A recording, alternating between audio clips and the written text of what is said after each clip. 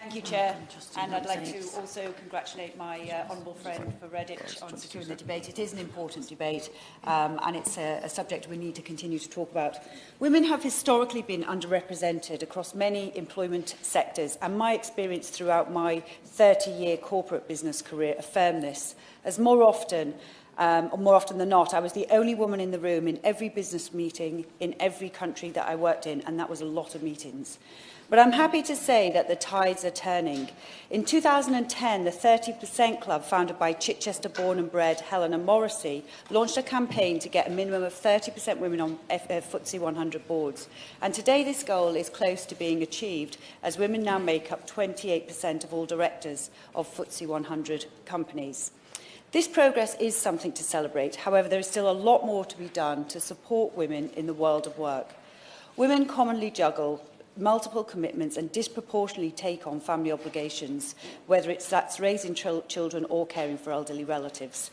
Part of the issue is the long-standing social constructs that we have as a society put in place. So it's just important to look at the roles of men at home and in the workplace. When the APPG for Women and Work looked at this, the expert panel felt that improving the affordability of shared parental leave would help create a cultural shift by encouraging more men to share in the caring roles. One proposal was for shared parental leave to be paid at a greater rate than statutory maternity leave to ensure shared parental leave is truly affordable. In many countries, extended paternity leave schemes are already in place and are deemed to be a success. For example, in Iceland, both parents get 3 months statutory leave and a further 3 months which can be shared between them. Consequently, they enjoy a very high employment rate in women at just under 83%.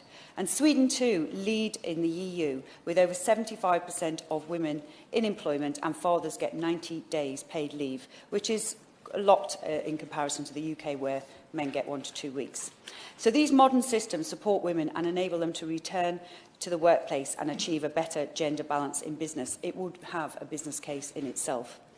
Last year, the employment rate for women over the age of 16 in the UK reached a record high of 70.8%. However, these positive figures do not tell us the full story. 42% of those women are working part-time. And the effects of working part-time can often mean opportunities for promotion are limited. This has also impacted the gender pay gap. But it doesn't have to be this way. The Women and Work APPG heard examples of good practice at the University of Sussex that had promoted Alison Phipps to a professorship despite being a part-time worker after having her 2 children. And I've personally witnessed excellent examples of good practice when my fellow classmate at London Business School was promoted to partner level at PricewaterhouseCoopers while she was actually on maternity leave. Another factor to consider in the 21st century workplace is self-employment. 1.6 million women are self-employed, and that accounts for the majority of those new self-employed as well, and that's probably because of the flexibility that comes with this option.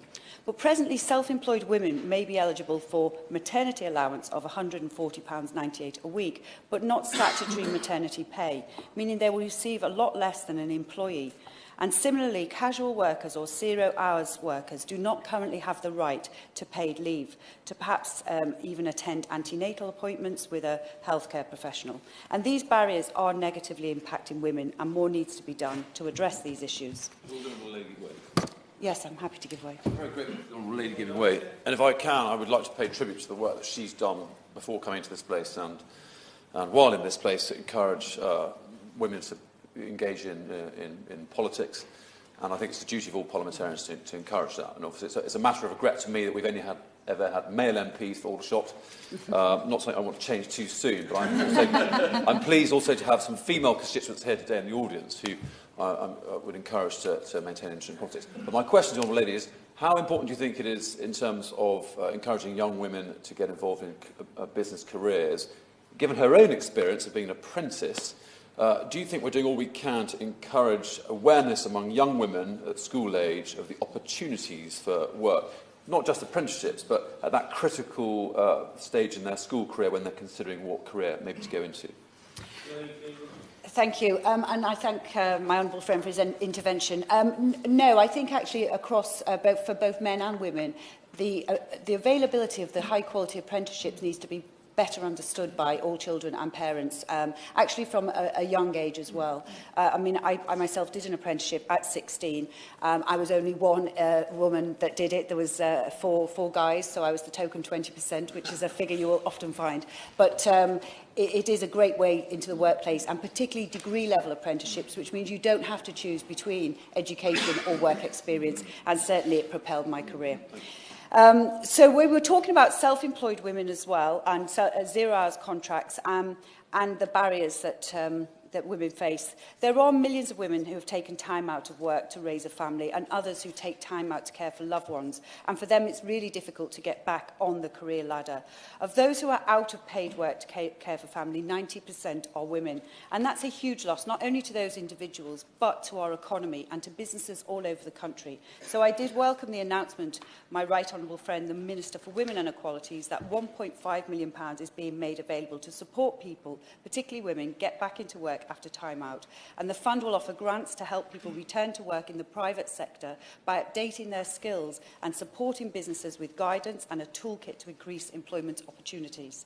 This is just part of the £5 million commitment made by the Prime Minister last year to help people back into employment after career break, and similar returner schemes are already up and running in the public sector, health professionals, social work and the civil service. And the DCMS are also using Cyber Security Skills Impact Fund to help women who've been out of the labour market get jobs in cyber security. And it's crucial that women have the opportunity to reach their potential and that our industries don't lose out on their valuable skills and experience. The government has already championed the rights of women in the workplace, with gender pay being just one area widely commented on. We're moving in the right direction. I'm pleased we're having these debates, such as these, to address the barriers that are still present for women in work. Yeah.